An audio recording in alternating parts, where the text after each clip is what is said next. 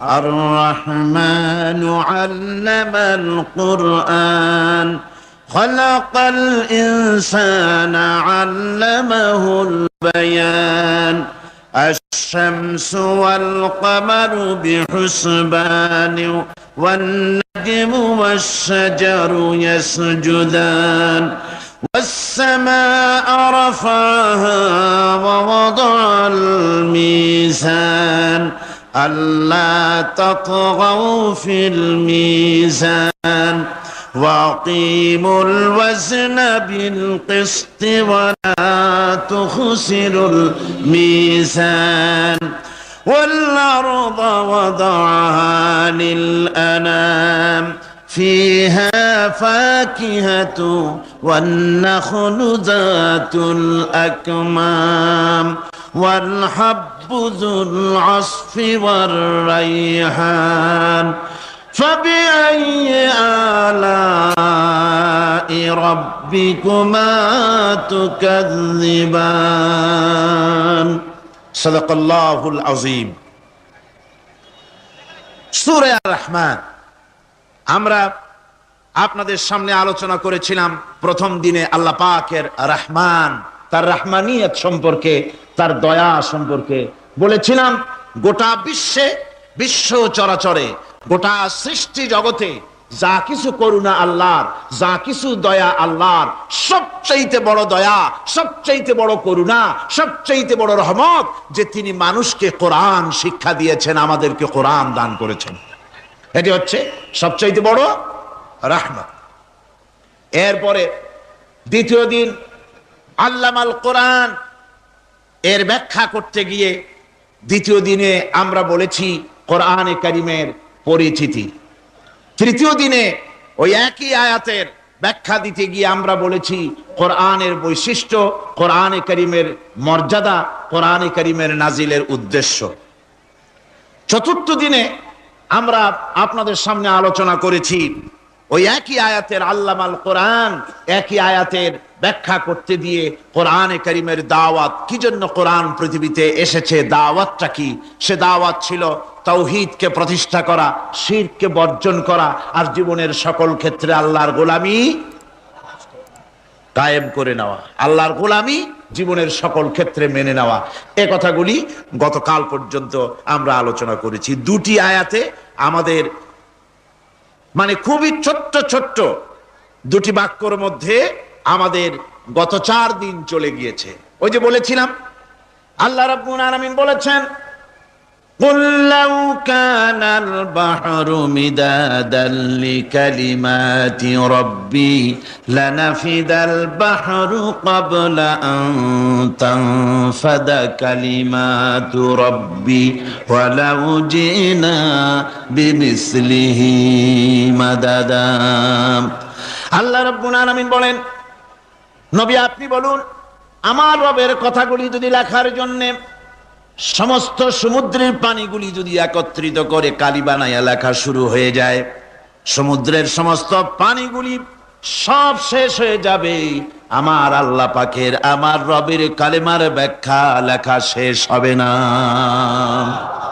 তাসিম কিতাব আমরা পেয়েছি, আলহামদুলিল্লাহ। কোন খুশি হয়ে বলেন আলহামদুলিল্লাহ।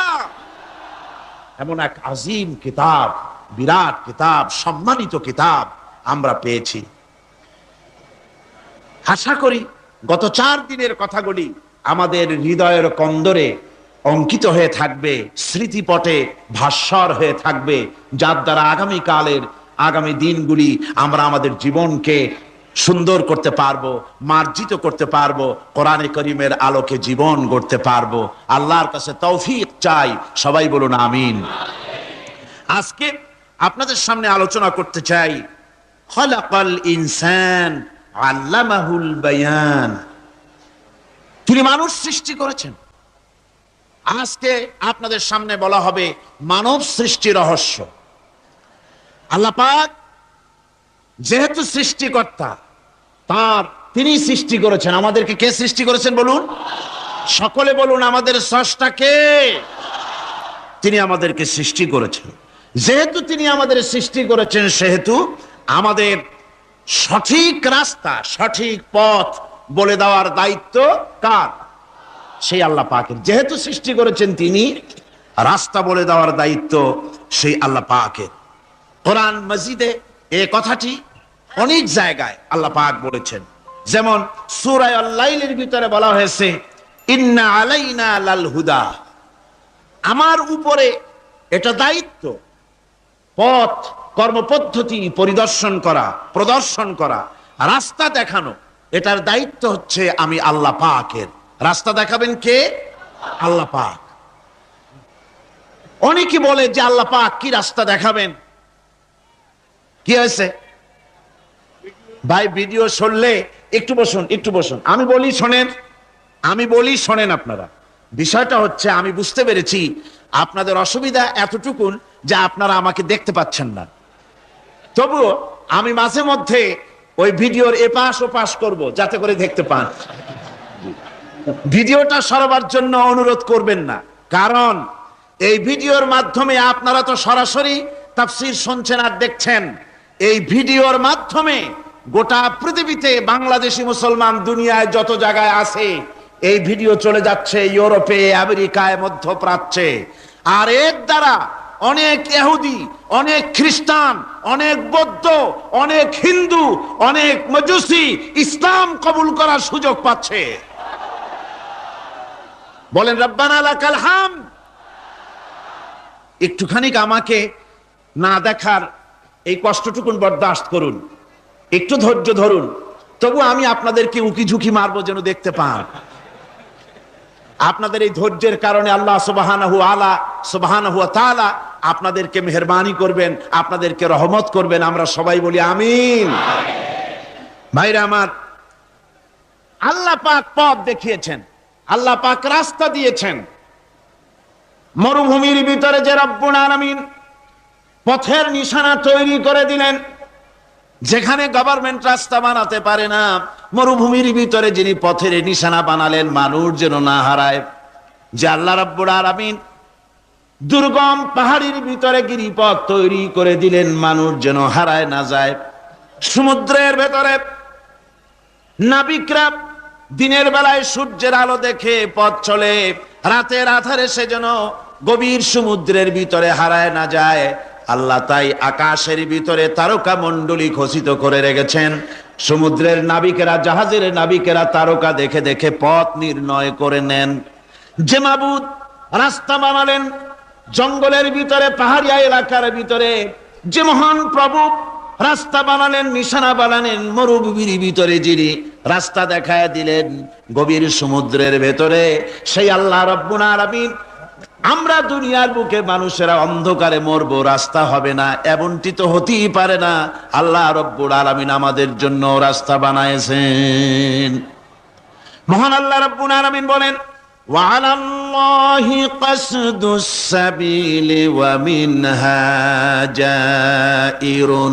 আল্লাহ পাক বলেন, সোজা রাস্তা, সোজা পথ বলে দেওয়ার দায়িত্ব আমি আল্লাহর। যেখানে রয়েছে অসংখ্য বাঁকা পথ, অসংখ্য বাঁকা পথ যেখানে, যে পৃথিবীতে, সেখানে সোজা রাস্তা বলে দেওয়ার দায়িত্বটা কার? জোরে বলেন কার? আল্লাহ শুধু সৃষ্টি করেন না, সৃষ্টি করেন, শিক্ষা দেন, পথ বলে দেন, পথটাও বাকি রাখেন না, পথটাও তিনি বলে দিয়ে দেন।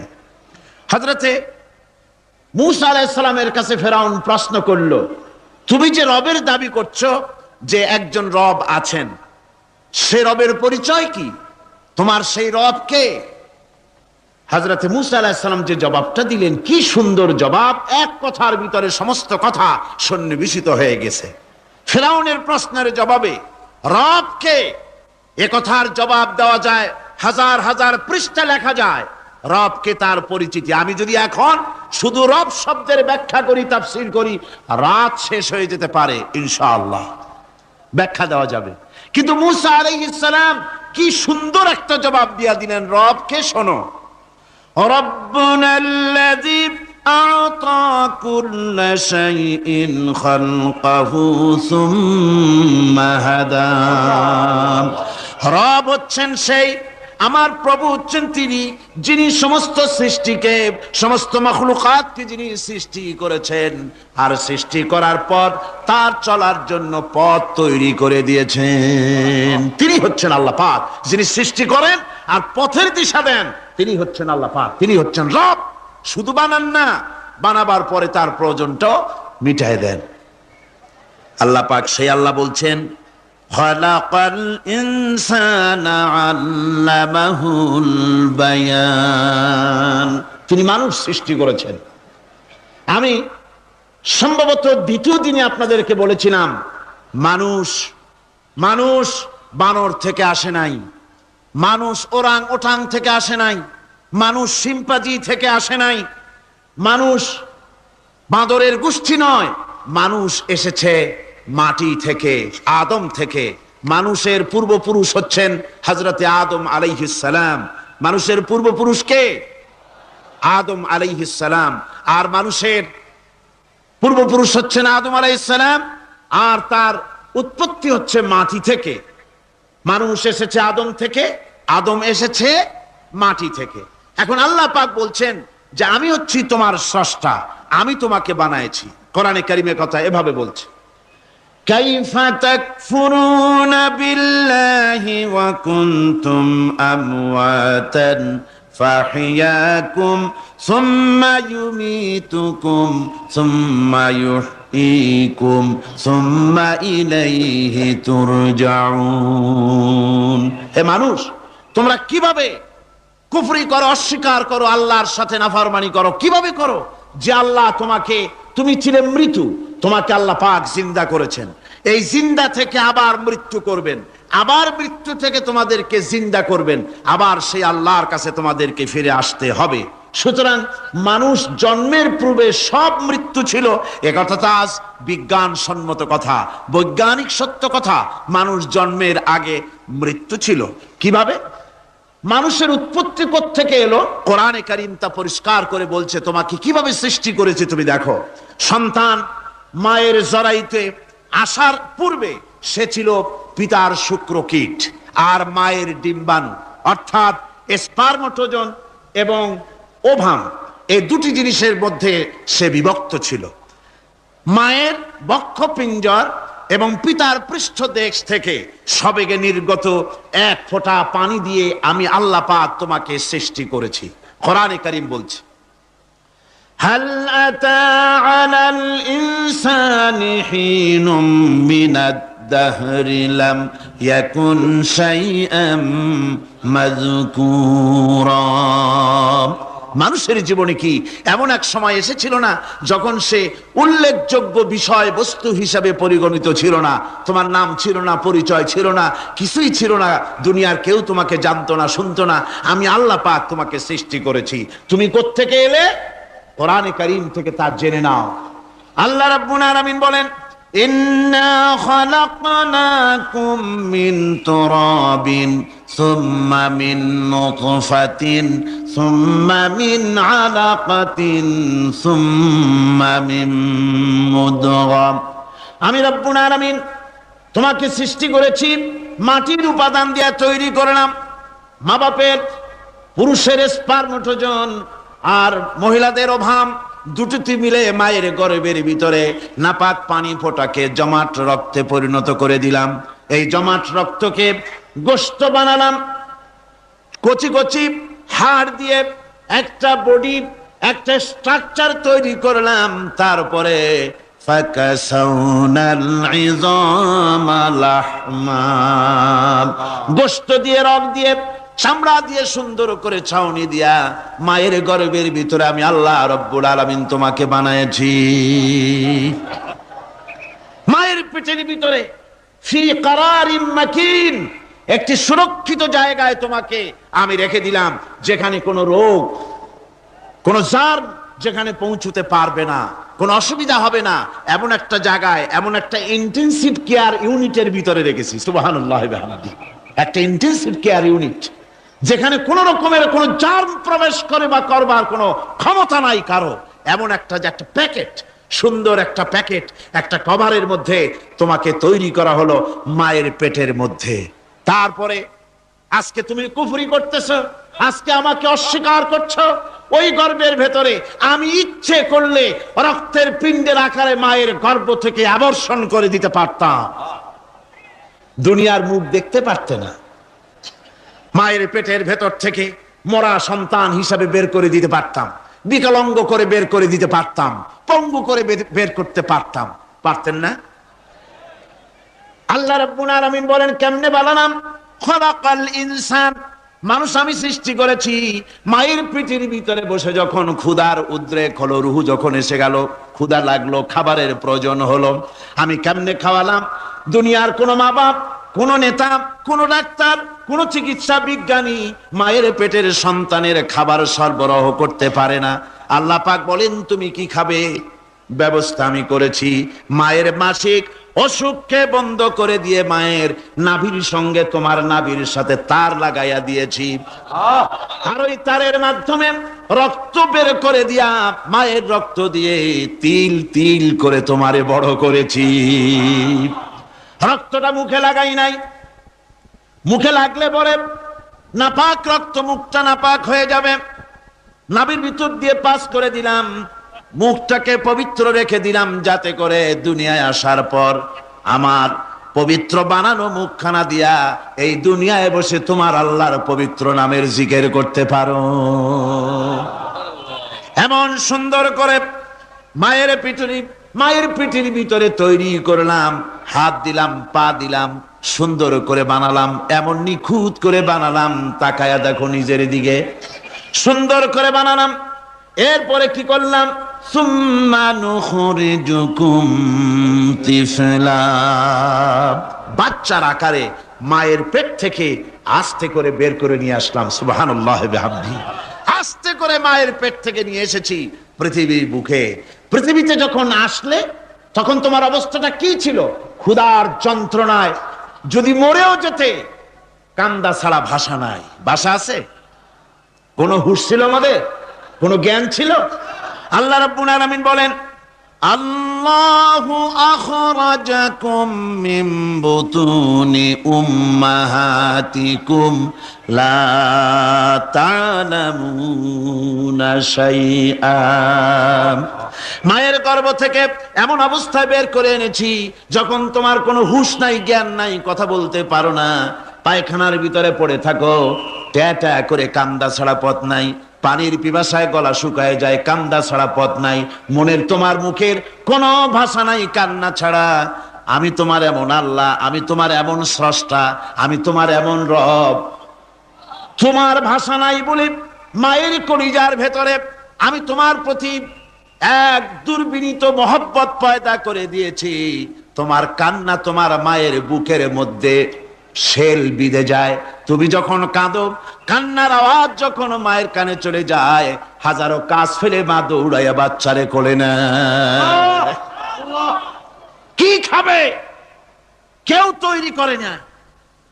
আল্লাহ রাব্বুল আলামিন বলে বান্দারে, দুনিয়ায় আসার আগে তুমি কি খাবে, খাবারের বন্দোবস্ত আমি আল্লাহ করেছি, আমি এমন স্রষ্টা। তুমি দুনিয়া আসার 6 মাস আগে তোমার মায়ের বুকের ওপরে তোমার খাদ্য গরম করে আমি আল্লাহ রিজার্ভ করে রেখে দিয়েছি। সেই খাদ্য শুধু খাদ্য নয়, রোগের প্রতিষেধক, এটা ওষুধ। আজ বিজ্ঞানীরা, চিকিৎসা বিজ্ঞানীরা বলছেন মায়ের দুধ সন্তানের খাদ্যের, মায়ের দুধের চাইতে কোনো বিকল্প কিছুই নাই। সন্তান পৃথিবীতে এলে মায়ের প্রথম দুধটা গ্রামে গঞ্জে অশিক্ষিত এলাকায় প্রথম দুধটা ফেলে দেয়, এটাকে মনে করে এটা খারাপ, এটা খাওয়াতে নাই, তাহলে ধনুষ্টঙ্কার হবে, হাবিজাবি কথা বলে। আল্লাহ দুধ বানাইছে বাচ্চার ধনুষ্টঙ্কার হওয়ার জন্য। মায়ের ওই প্রথম দুধটা হচ্ছে সন্তানের জন্য সমস্ত রোগের প্রতিষেধক। সে ছিল পেটের ভিতরে একটা কাভারের মধ্যে, ওখানে কোনো জার্ম ছিল না, কোন রোগ জীবাণু ছিল না। ও পৃথিবীতে এসেছে যেখানে অক্সিজেনের ভেতরে জার্ম রয়েছে, বাতাসের ভিতরে জার্ম রয়েছে, যার পরিবেশটা খারাপ হয়ে আছে, মানুষের শ্বাস প্রশ্বাসে নিঃশ্বাসে হাজারো রোগ জীবাণু ঘুরছে। এই রকমের একটা পৃথিবীতে এসেছে। আসার পরে কচি স্বাস্থ্য, কচি শরীর, কচি হার্ট, কচি লাংস, সেটাকে প্রতিরোধ করবে কি করে? সেজন্য আল্লাহ পাক মায়ের দুধের ভিতরে সমস্ত রোগের প্রতিষেধক দিয়ে দিয়েছেন। সুবহানাল্লাহ। আজকের বিজ্ঞানীরা তা স্বীকার করেছেন। অনেক মা তার সন্তানকে দুধ দেন না নিজের শরীর স্বাস্থ্য ভালো রাখার চিন্তা করে, বাচ্চাকে দুধ খাওয়ান না। এটা অত্যন্ত নির্মম কাজ। বাচ্চাকে দুধ খাওয়ালে বাচ্চার সাথে মায়ের মহব্বত বাড়ে। ইউরোপে, আমেরিকায় মাকে মা বলে ডাকে না, বাপকে শ্রদ্ধা করে না, সম্মান করে না। তার কারণ সেখানে মায়েরা তার সন্তানদেরকে কোলে নেয় না, সন্তানদেরকে ফিডার খাওয়ায়। আর আমি নিজের চোখে দেখেছি মায়েরা ইউরোপে, আমেরিকায় যখন শপিং এ আসে, তখন রাস্তায় যখন আসে, তখন ওই পুশ চেয়ার গুলিতে বাচ্চাকে শোয়াইয়া বাচ্চা এভাবে পুশ চেয়ারে করে ঠেলে নিয়ে যায়, আর কুত্তার বাচ্চাগুলি কোলে করে ঘুরে বেড়ায়। কুত্তার বাচ্চা কোলে নেয়, নিজের বাচ্চা পুশ চেয়ারে করে ঠেলে। সেই জন্য মায়ের প্রতি সন্তানের মহব্বত হয় না, সন্তানেরও মায়ের প্রতি কোনো শ্রদ্ধা জাগে না। আল্লাহর কি ব্যবস্থা! মায়ের কলিজার মধ্যে মহব্বত পয়দা করে দিয়েছেন আল্লাহ পাক। মায়ের বুকের দুধের ভিতরে আল্লাহ রাব্বুল আলামিন, আল্লাহ পাক বলছেন, আমি মানুষ সৃষ্টি করেছি আর তার সমস্ত প্রয়োজন মিটিয়েছি, তার খাবারের সব প্রয়োজন মিটিয়ে দিয়েছি। দুধটাকে ঘন করি নাই হজম করতে পারবে না বলে, ওই দুধটা সামান্য পাতলা করে দিয়েছি, ওর ভিতরে সামান্য মিষ্টি দিয়েছি। দুধের বোটার ভিতরে একটা ছিদ্র দিলে, চোষা মারলে পরে অনেকগুলি দুধ বেরিয়ে এসে গলাটা আটকে যেত, তোমার কচি কণ্ঠ গলা আটকে যেত, শ্বাস করতে পারতে না। এজন্য মায়ের স্তনের বোটার ভিতরে সূক্ষ্ম সূক্ষ্ম 32টা ছিদ্র করে আস্তে করে দুধ বার করে তোমার জীবন আমি বাঁচাইছি। খলাকাল ইনসান, মানুষ সৃষ্টি করেছি আমি আল্লাহ পাক। সুতরাং যে আল্লাহ পাক এ মানুষ সৃষ্টি করলেন আর মায়ের কলিজার ভিতরে মোহব্বত পয়দা করে দিলেন, সে আল্লাহ পাক বলছেন, খবরদার ওই মাকেও যেন আবার ভুলে যেও না। মাকে সম্মান করো, মা বাপকে মোহব্বত করো, তাদেরকে শ্রদ্ধা করো। বউ পাইয়া, সুন্দরী স্ত্রী পেয়ে মায়ের কথা ভুলে যেও না। অনেক সাহেব আছে মায়ের কথা ভুলে যায়, স্ত্রীর কথা অনুযায়ী মায়ের উপর অত্যাচার করে, এরকমও বহুত আছে। আল্লাহ পাক বলছেন, শোনো, وَقَضَى رَبُّكَ أَلَّا تَعْبُدُوا إِلَّا إِيَّاهُ وَبِالْوَالِدَيْنِ إِحْسَانًا। তোমার প্রভুর পক্ষ থেকে ফয়সালা হয়েছে, চূড়ান্ত সিদ্ধান্ত হয়ে গিয়েছে, আমি আল্লাহর ইবাদতের পর তোমার মা বাপের ইহসান করবে, খেদমত করবে, তাদের জন্য উপকার করবে, তাদেরকে ভালোবাসবে। আল্লাহ রাব্বুল আলামিন বলেন, মা বাবার সঙ্গে কেমনে কথা বলবে, তাদের সাথে কিভাবে আচরণ করবে, আল্লাহ তাও শিখিয়ে দিয়েছেন। আল্লাহ পাক বলেন, ওয়ালা তাকুল লাহুমা ওয়া কুল লাহুমা কাওলান কারীমা। মা বাবার সাথে সম্মানজনক কথা বলো। ওয়া কুল লাহুমা কাওলান কারীমা, সম্মানজনক কথা বলো। মাথায় ঝাঁকি দিয়ে রাগ করে চোখ মোটা করে কথা বলো না। তুমি সন্তান, তোমার জন্য সবচাইতে বড় পীর তোমার আব্বা, তোমার আম্মা, ঠিক কিনা কন? ছেলের জন্য, মেয়ের জন্য, সন্তানের জন্য সবচাইতে বড় পীর কে? বাপ মা। এটা ভালো করে মনে রাখতে হবে। আপনার মাওলানা সাহেবদের দোয়া, পীর সাহেবদের দোয়া কবুল হতেও পারে, নাও হতে পারে, 50-50 সম্ভাবনাও আছে, আবার সম্ভাবনা নাই। কিন্তু মা বাবার দোয়া কবুল হবে 100% সিউরিটি রয়েছে। রাসূলুল্লাহ বলেছেন 3 জনের দোয়া কবুল হবে, মুস্তাজাবুদ দাওয়াত। কয়জনের দোয়া কবুল হবে? আল্লাহ রাব্বুল আলামিনের হাবিব বলেন 3 জনের দোয়া কবুল হবে আল্লাহর দরবারে। তার মধ্যে একজন হলেন মাজলুম ব্যক্তি, যে ব্যক্তি অত্যাচারিত, যে ব্যক্তি মুসাফির, প্রবাসী তার দোয়া কবুল হবে। আর মা বাপ যদি সন্তানের জন্য দোয়া করে, ওই দোয়া আল্লাহ রব্বুল আলামিনের দরবারে মঞ্জুর হয়ে যায়। আল্লাহ রব্বুল আলামিন মা বাপ সম্পর্কে বলেন, মা বাবের জন্য আমার কাছে দোয়া করবি বান্দারা, আমার কাছে দোয়া করবি। দোয়াটা আল্লাহ পাক শিখাচ্ছেন, রব্বির হামহুমা কামা রব্বায়ানি সাগীরা। পড়েন সবাই, রব্বির হামহুমা কামা রব্বায়ানি সাগীরা। একটু জিকির করেন, লা ইলাহা, একটা ফ্যান আনতে হবে, মাস্ক। লা ইলাহা ইল্লাল্লাহ, লা ইলাহা ইল্লাল্লাহ, লা ইলাহা ইল্লাল্লাহ, লা ইলাহা ইল্লাল্লাহু মুহাম্মাদুর রাসূলুল্লাহ। আমার ভাইরা, আল্লাহ পাক শিখাচ্ছেন, বান্দা তোর মা বাপের জন্য আমার কাছে দোয়া কর। আয় আল্লাহ, আয় রব, আয় আমার প্রভু, আমার মা বাপ যেমন ছোটবেলায় আমাকে স্নেহের কোলে লালন পালন করেছে, আয় আমার আল্লাহ তুমি আমার মা বাপকে তোমার রহমতের কোলে লালন পালন করো। আল্লাহ শিখাই দিয়েছেন। আমার ভাইরা, প্রত্যেক নামাজের পরে এই দোয়াটা ভুলে যাবেন না। ভুলে যাবেন? ভুলে যাবেন? আমার ভাইরা, আমার বোনেরা, সবাই প্রত্যেক নামাজের পরে পড়বেন, রব্বির হামহুমা কামা রব্বায়ানি সাগীরা। এই দোয়া করতে কেউ ভুলে যাবেন না। আল্লাহ রাব্বুল আলামিন বলে, বান্দারে, ওয়া ওয়াসাইনাল ইনসানা বিওয়ালিদাইহি ইহসানা হামালাতুহু উম্মুহু কুরহা ওয়া ওয়াদাতুহু কুরহা। আল্লাহ পাক বলেন, আমি পৃথিবীর সমস্ত মানব মণ্ডলীকে উপদেশ দিয়েছি, মা বাপকে সম্মান করো, শ্রদ্ধা করো, তাদের উপকার করো। তার কারণ হলো, তোমার মা তোমাকে গর্ভে ধারণ করেছে অত্যন্ত কষ্টের সাথে। আল্লাহ বলতেছেন, মা তোমাকে গর্ভ ধারণ করেছে অত্যন্ত কষ্টের সাথে, এরপরে তোমাকে ডেলিভারি করেছেন অত্যন্ত কষ্টের সাথে, তোমাকে ডেলিভারি করেছেন। আমার ভাইয়েরা, জনাব অধ্যাপক মফিজুর রহমান সাহেব আমাকে বলছেন যে মাহফিলের চতুর্দিকে তার কাছে, ওনাদের কাছে রিপোর্ট এসেছে, এক শ্বাসরুদ্ধকর পরিবেশ সৃষ্টি হয়ে গিয়েছে। মহিলাদের ভেতরে 3 জন নাকি সেন্সলেস হয়ে পড়েছেন, এত প্রচন্ড ভিড় হয়েছে সেখানে। আমি আপনারা দোয়া করুন, আল্লাহ যেন এই মাহফিলকে সুন্দর রূপে পরিচালিত করে দেন, রহমতের হাওয়া যেন বহায় দেন। জোরে কোন আমিন, আরো জোরে কোন আমিন। আমি দেখতে পাচ্ছি আপনারা ঠাসাঠাসি করে বসেছেন, তারপরেও আল্লাহ পাক কোরআন শরীফে বলেছেন, তোমরা যদি অপর ভাইকে একটু জায়গা করে দাও, নিজের জায়গা কম করে, আল্লাহ বেহেশতের মধ্যে তোমার জায়গা বাড়াই দিবেন। আল্লাহ পাক কোরআন শরীফে বলেছেন। আমি সমস্ত মুসলমান, একজনও দাঁড়াবেন না, এক বান্দা দাঁড়াবেন না।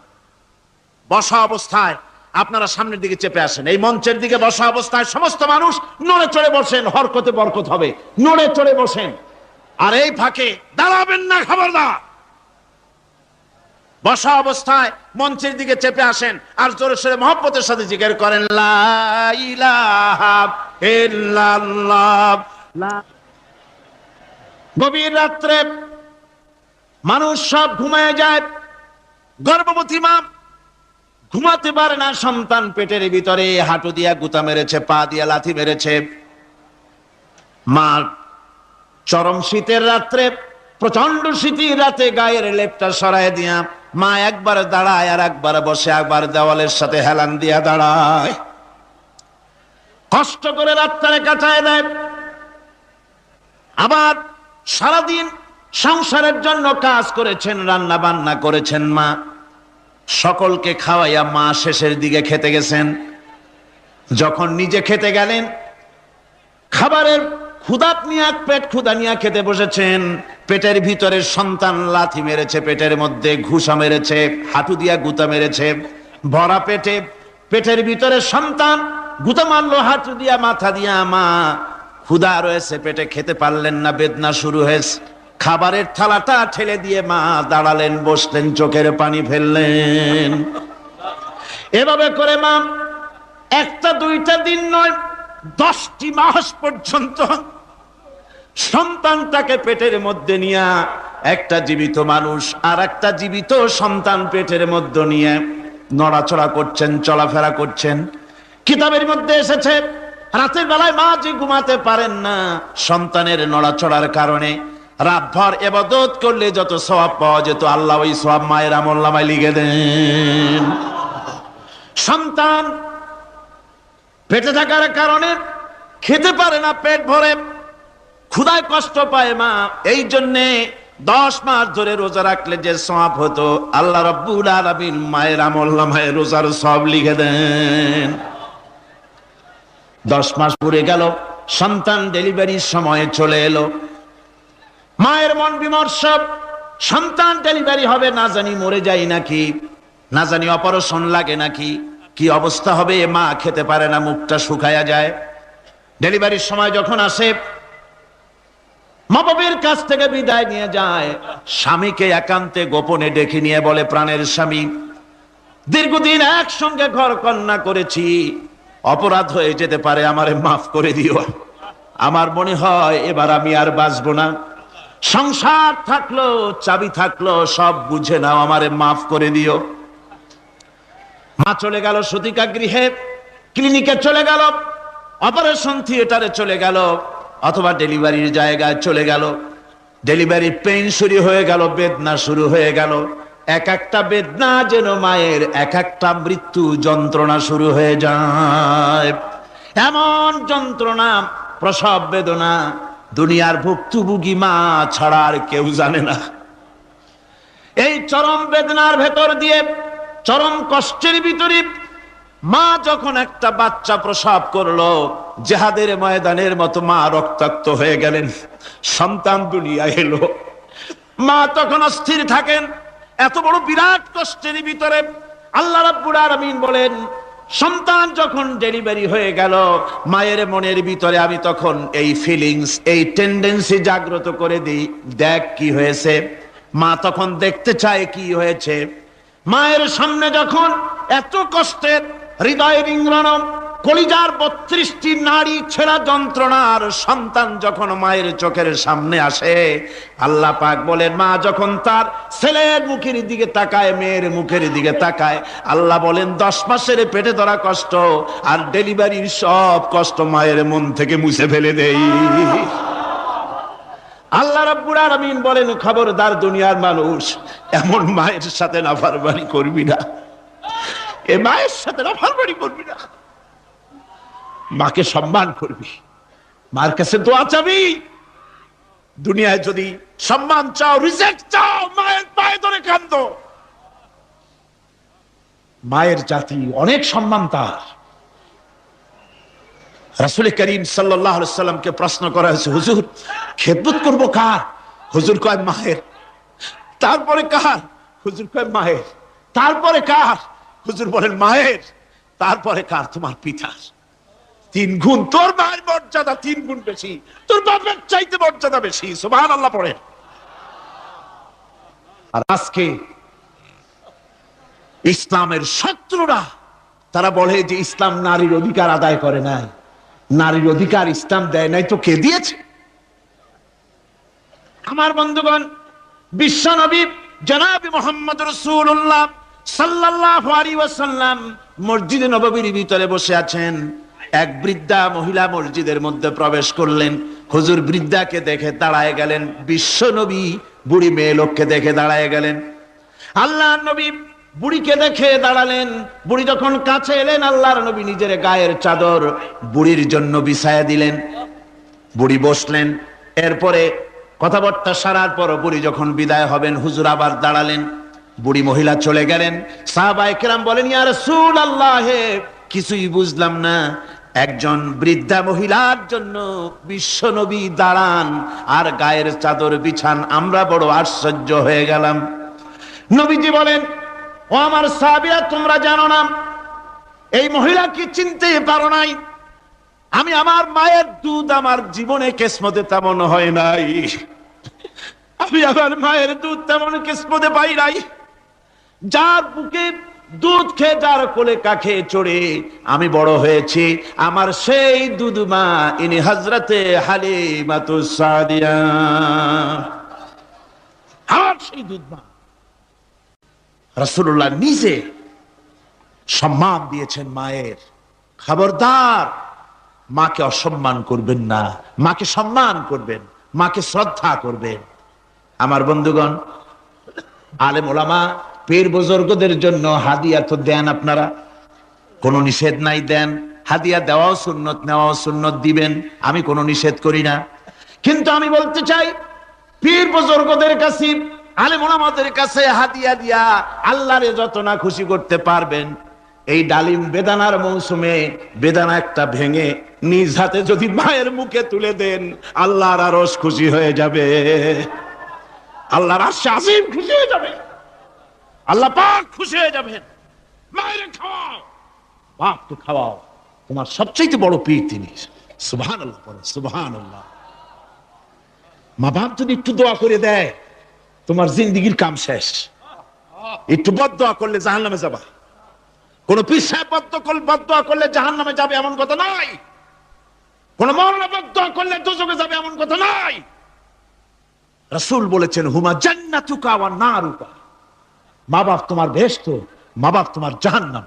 মা বাপ যদি অসন্তুষ্ট হয় দোজখে যাবি, আর মা বাপ যদি খুশি আল্লাহর জান্নাতে চলে যাবি। সুবহানাল্লাহ, সুবহানাল্লাহ, সুবহানাল্লাহ। মায়ের পায়ের তলে তোর বেহেশত। আমরা পুরুষ, আমাদের গত বছরও বলেছি, আমরা পুরুষ, আমাদের পায়ের তলে জুতা। আমাদের পায়ের তলে কি? শুধু জুতা। আর আমার মা, আমার মায়ের জাতি যারা এই প্যান্ডেলে বসে আছেন, আমার মায়েরা, বোনেরা, মায়ের জাতি যারা পৃথিবীতে, মায়ের জাতির পায়ের তলে আল্লাহর বেহেশত। সুবহানাল্লাহ। নারীর মর্যাদা ইসলাম দেয় নাই, কে দিয়েছে? আল্লাহ দিয়েছেন, আল্লাহ রাসূল দিয়েছেন।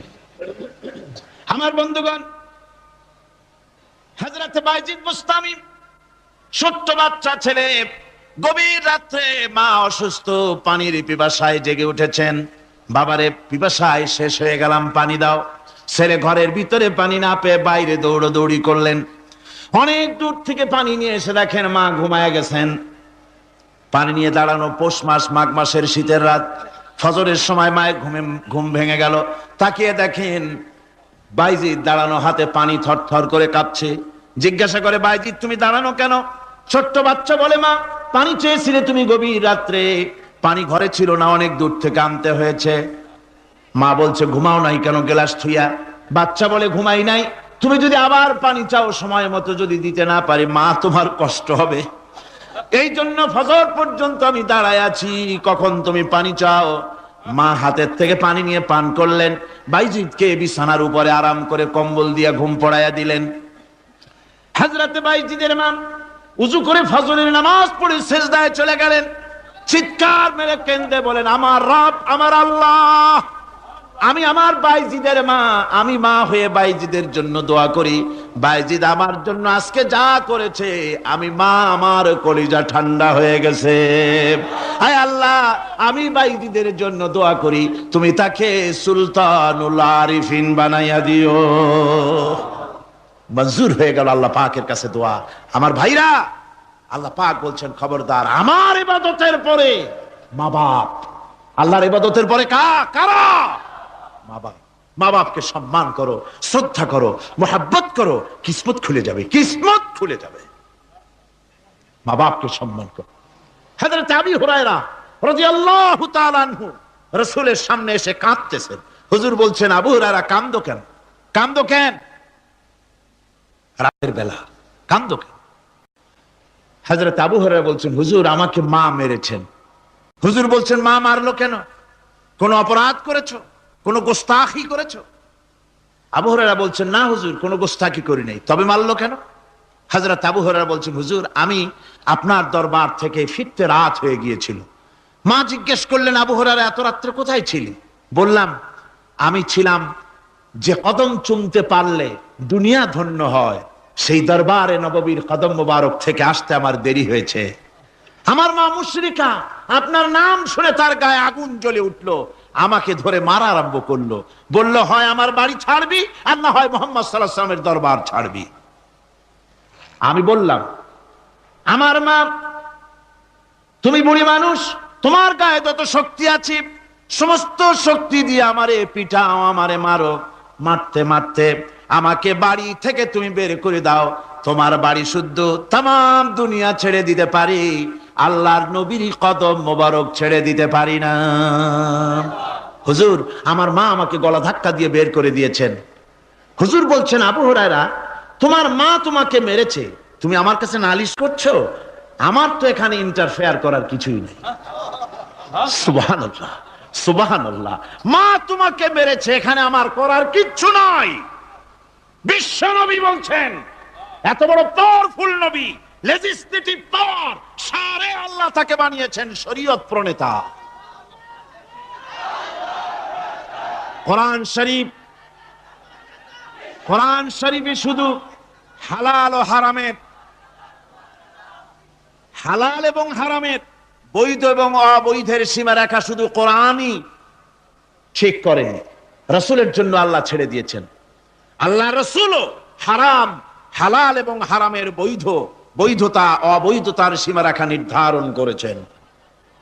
এত বড় ক্ষমতা তার, এত বড় পাওয়ারফুল বিশ্বনবী, তিনি বলছেন মা মেরেছে, আমার করার কিছু নাই।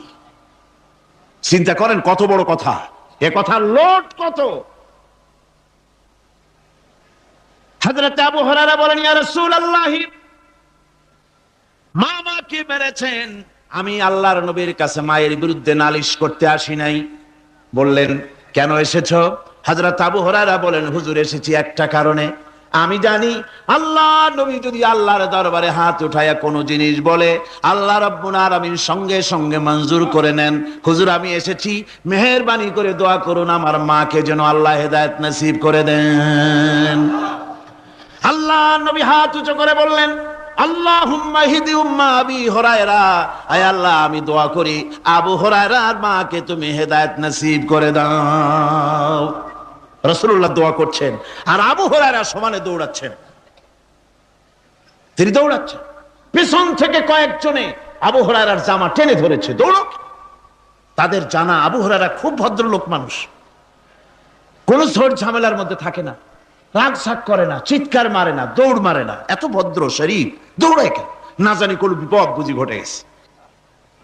পিছন থেকে জামা টেনে ধরে বলে, দৌড়াও কেন? হযরত আবু হুরায়রা জামা সাহাবীর হাত থেকে ছিনায় নিয়ে বলেন, জামা ছেড়ে দাও, আমাকে দৌড়াতে দাও। আমি দৌড়াইয়া বাড়ি যে দেখতে চাই, আমি দৌড়াইয়া আগে আমার বাড়ি পৌঁছতে পারলাম না, আমি যাওয়ার আগে আমার আল্লাহর নবীর দোয়া আমার বাড়ি পৌঁছে গেছে, আমি এইটা দেখতে চাই।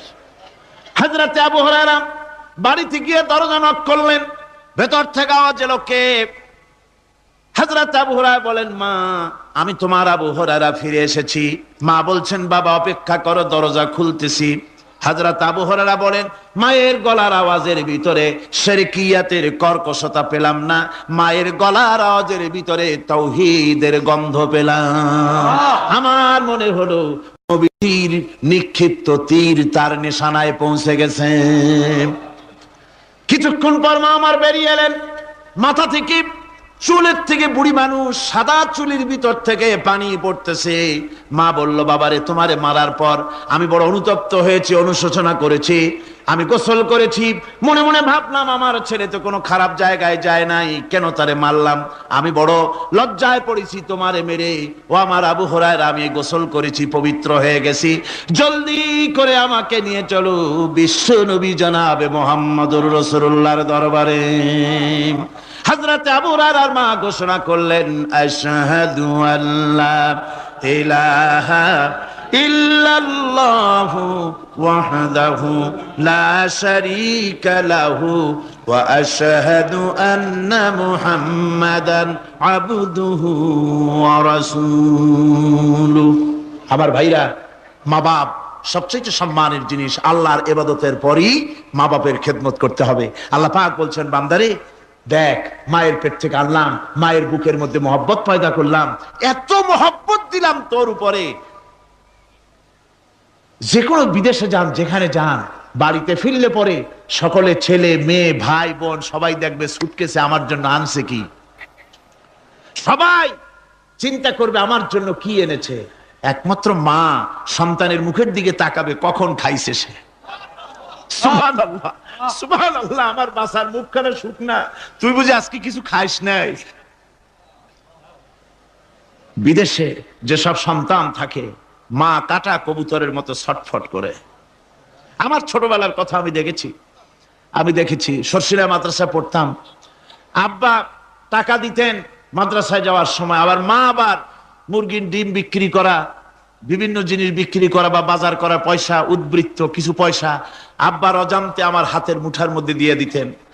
যখন মাদ্রাসার দিকে রওনা হয়েছি, পর্দার আড়াল থেকে দরজা থেকে দেখতাম, যতক্ষণ তাকায় দেখতেছি চোখ থেকে পানি দরদর করে পড়তেছে। সুবহানাল্লাহ, মা কি জিনিস! আল্লাহ আল্লাহ আল্লাহ। বিদেশে যদি কারো সন্তান মারা যায়, সবার জানার আগে কবি বলতেছেন, বিদেশে বিরাজ্যে যার পুত্র মারা যায়, পশু পক্ষী না জানিতে আগে জানে মায়। মায়ের কলিজার তারে টান লেগে যায়, মা বুঝতে পারে আমার সন্তানটা নাই। আহারে মা! আমার বন্ধুগণ, মা যার বেঁচে আছে বেয়াদবি করেছেন, পাও ধরে মাপ নিয়ে নেবেন, পাও ধরে মাপ নিয়ে নেবেন। মা তো পাও ধরে দেখবেন মাফ করে দিবে। সুবহানাল্লাহ, সুবহানাল্লাহ। কত দরদ তার বুকের মধ্যে। আর মা বাপকে সম্মান করবে। যাক, এই বিষয়ের উপরে আমি আর যেতে চাই না। শুধু আমি আপনাদের বললাম, এই বিশাল জনতাকে বললাম, সবচাইতে বড় পীর আপনার জন্য আপনার মা বাপ। সবচাইতে বড় পীর কে? মা বাপ। সন্তুষ্ট করেন, রুজিতে অভাব ঘটবে না। কোন মাজারে গিয়ে সেজদা দেওয়া লাগবে না, আল্লাহর কসম। মাজারে যাই চাওয়া লাগবে না। মা বাপকে খেদমত করেন, মা বাপকে খুশি করেন, মা বাপকে খাওয়ান, হাদিয়া দেন। মা বাপ খুশি, রুজিতে বরকত হবে, ব্যবসায় বরকত হবে, ঋণগ্রস্ত থাকবেন না, সম্মান আল্লাহ বাড়ায় দিবেন। সুবহানাল্লাহ বিহামদি, রাসূলুল্লাহর হাদিস। এই জন্য আমি অনুরোধ করব, মা বাপকে সম্মান করবেন। আল্লাহ পাক বলছেন, খালাকাল ইনসানা আল্লামাহুল বায়ান। আমি মানুষকে সৃষ্টি করেছি। কেমনে সৃষ্টি করলাম? তা তো এতক্ষণ বললাম। এইভাবে করে মানুষ সৃষ্টি করেছি। দেখো, তোমার নিজের দিকে তাকাও। ফালয়ানজুরিল ইনসানু মিম্মা খুলিক। কিভাবে মানুষ তোমাকে সৃষ্টি করা হলো, একবার তাকায় দেখো, তোমার শরীরের দিকে একটু তাকায় দেখো তো, কেমনে আমি বানাইলাম, কিভাবে তৈরি করলাম, লক্ষ্য করো। এই যে মাথা, এই মাথাটার ভিতরে আছে কি? মগজ, ব্রেইন। বিজ্ঞানীরা বলেছেন এতে 1000 মিলিয়ন নার্ভ সেলস আছে। এর মধ্যে 1000 মিলিয়ন নার্ভ সেল। সেল হচ্ছে CELL, সেল। সেল মানে কোষ। এই 1000 অনুভূতি কোষ, 1000 মিলিয়ন অনুভূতি কোষ রয়েছে মাথার ভেতরে। মস্তিষ্কের এসব কোষগুলি, এসব সেলগুলি, তার মধ্যে আবার আছে নার্ভ ফাইবার, অর্থাৎ সূক্ষ্ম সূক্ষ্ম নার্ভ সুতা। সমগ্র শরীরের মধ্যে তা ছড়িয়ে দেওয়া আছে। এই সূক্ষ্ম সুতার মাধ্যমে ঘন্টায় 70 মাইল বেগে শরীরের প্রত্যেকটা অঙ্গ প্রত্যঙ্গের খবর মস্তিষ্কের মধ্যে চলে যায়। সুবহানাল্লাহ বিহামদি। আপনার পায়ে যদি কাটা ফোটে, শরীরে যদি ব্যথা লাগে, ঘন্টায় 70 মাইল বেগে সূক্ষ্ম সূক্ষ্ম যে তারগুলি আল্লাহ দিয়েছেন, ওই তারের মাধ্যমে আপনার মাথায় চলে যায়। মস্তিষ্কে গেলে পরে তড়িৎ গতিতে সিদ্ধান্ত হয় কাটা তুলতে হবে। অথবা একটা সাপ দেখেছেন, সাপ প্রথম চোখ দিয়ে দেখলেন, চোখ, এই চোখের ভিতরে আপনার 130 মিলিয়ন লাইট রিসেপ্টর আছে। অর্থাৎ বিভিন্ন দৃশ্যকে, ছবিকে ক্যাচ করার মতো 130 মিলিয়ন লাইট রিসেপ্টর, গ্রহণযোগ্য মেশিন রয়েছে চোখের ভিতরে। চোখ দিয়ে সাপ দেখলেন, চোখের ভিতরে রয়েছে আবার অসংখ্য তার। এই অসংখ্য তার ব্রেনের সঙ্গে জুড়ে দেওয়া আছে। চোখ সাপ দেখলো, 70 মাইল বেগে প্রতি ঘন্টায় এই খবর তড়িৎ প্রবাহের মতো মস্তিষ্কের ভেতরে চলে গিয়েছে। মস্তিষ্ক সঙ্গে সঙ্গে ডিসিশন দিচ্ছে, দৌড় মারো, অথবা লাঠি হাতে নাও, অথবা যে কোনো একটা পজিশন তাকে সাথে সাথে সিদ্ধান্ত দিয়ে দিচ্ছে। জোরে বলেন সুবহানাল্লাহ। এই অনুভূতি শক্তি যদি আল্লাহ পাক না দিতেন মানুষের শরীরে, পায়ের মধ্যে পাথর ঢুকলে, কাঁটা তো কাঁটা, পাথর ঢুকলেও টের পাইতাম না। আল্লাহ পাক এই ব্যবস্থা করে দিয়েছেন মস্তিষ্কের মধ্যে এতগুলি সেল, প্রত্যেকটা সেলের আলাদা আলাদা কাজ। সুখ, দুঃখ, ভালোবাসা, মোহাব্বত, আনন্দ, স্বাদ ইত্যাদি জিনিসের অনুভূতি মস্তিষ্কের ভেতর থেকেই হয়, এখানে সেগুলি রেখে দেওয়া হয়েছে। তারপরে রয়েছে এই মস্তিষ্কের ভেতরে মেমোরি, মেমোরি, স্মৃতি, স্মৃতি শক্তি। দেখুন এই যে টেপ রেকর্ডার, টেপ রেকর্ডারে ওয়াজগুলি রেকর্ড হচ্ছে, তাফসীর রেকর্ড হচ্ছে। কিছুদিন পর ওই রেকর্ডের উপরে আর একটা কথা যদি উঠান, তাহলে প্রথম কথা থাকবে? প্রথম গান বা ওয়াজ থাকবে? নষ্ট হয়ে যাবে। কিন্তু আল্লাহ রাব্বুল আলামিন আপনার আমার মাথার ভিতরে এমন এক ফিতা দিয়ে দিয়েছেন, এমন একটা মেমোরি ফিতা দিয়েছেন, যেই ফিতার ভিতরে হাজার হাজার, লক্ষ লক্ষ, কোটি কোটি সমস্ত কথাগুলি ধরবে, আপনি মুখস্থ করতে পারবেন। আগে যা মুখস্থ করেছেন, পরে মুখস্থ করলে পরে আগেরটা মুছে যাবে না। সুবহানাল্লাহ বিহামদিহি। কি সুন্দর করে মস্তিষ্কের ভেতরে এই মেমোরি শক্তিকে আল্লাহ পাক তৈরি করে দিয়েছেন। চিন্তা করলে মাথা নত হয়ে যাবে আল্লাহর দরবারে। আল্লাহ পাক বলছেন, এই জিনিস আমি তোমার মাথার মধ্যে রেখেছি। দেখুন মানুষ কত কথা বলে, কত বই পড়ে, মানুষের মাথায় যত কথা আছে সব কথা যদি লিপিবদ্ধ হয়, ভলিউম ভলিউম হয়ে যাবে, যা একটা লাইব্রেরিতে ধরা সম্ভব নয়। অর্থাৎ আপনার মাথাটা হচ্ছে একটা বিশ্বকোষ, আপনার মাথাটা হচ্ছে একটা বিরাট বিশ্বজোড়া লাইব্রেরি। জোরে কোন সুবহানাল্লাহ। আপনার মাথায় যা আছে তা আপনার কোনো বিল্ডিং এর মধ্যে ধরবে না, কোনো গ্রামে, কোনো দেশের মধ্যে তা ধরবে না, এত জিনিস আপনার মাথার মধ্যে আছে, ঠিক কিনা? এরপরে আল্লাহ পাক একটা চোখ আমাদের দিলেন। আল্লাহ রাব্বুল আলামিন বলেন, আলাম নাজআল লাহু আইনাইনি ওয়া লিসানান ওয়া শাফাতাইন ওয়া হাদাইনাহুন নাজদাইন। আমি কি তোমাদেরকে দুটি চক্ষু আর জিহ্বা, আর তোমাদেরকে আমি কি তোমাদের দুটি চক্ষু, দুটি ঠোঁট আর জিহ্বা কি আমি তোমাদের দেই নাই, যা দিয়া তোমরা দেখতে পাও, যা দিয়া তোমরা অনুভূতি, মাথার ভিতরে অনুভূতি জাগে। এই যে দুটো চোখ দিলাম, সুবহানাল্লাহ, সুবহানাল্লাহ বলেন। দুটি চোখ আছে বলে এই সুন্দর পৃথিবী দেখতে পাই।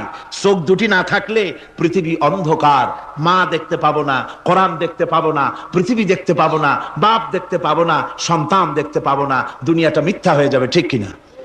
ছোট্ট চোখ, 1 থেকে 1.5 ইঞ্চির ভিতরে এত সুন্দর দুটি ক্যামেরা, যে ক্যামেরা দিয়া দুনিয়ার সব কিছুকে ক্যাচ করা যায়, সব ক্যাচ করা যায়। বলুন তো, এমন একটা বাক্স আপনারা কেউ বানায় দিতে পারবে যে বাক্সের ভিতরে হাতি, ঘোড়া, বাঘ, ভল্লুক, ময়না, টিয়া, পাহাড়, পর্বত, নদ নদী, কীট পতঙ্গ, তরু লতা, গাছপালা, গোষ্ঠী শুদ্ধা ধরবে, আরো খানিকটা জায়গা বাকি থাকবে, এরকম একটা বাক্স কেউ বানায় দিতে পারবে?